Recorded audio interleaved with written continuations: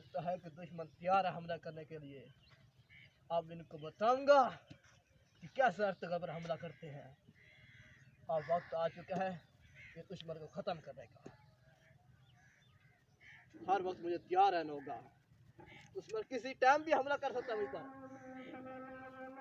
दुश्मन तो हज़ारों है, मैं एक भी इनको ख़त्म करके जाऊंगा। लगता है कि दुश्मन हमला करने को अभी तैयारी कर रहा है। मुझे भी तैयारी करनी होगी, तलवार को तेज करना होगा। तो मैं भी अकेला हूँ और पता चल जाएगा कौन ज्यादा ताकतवर है। चलो हाँ, आज तुम भी अकेले और मैं भी अकेला हूँ। ठीक हो गया, देख लेते हैं फिर। पता चल जाता है कौन ताकतवर है और तुम। ठीक हो गया, चलो बस शुरू करते हैं।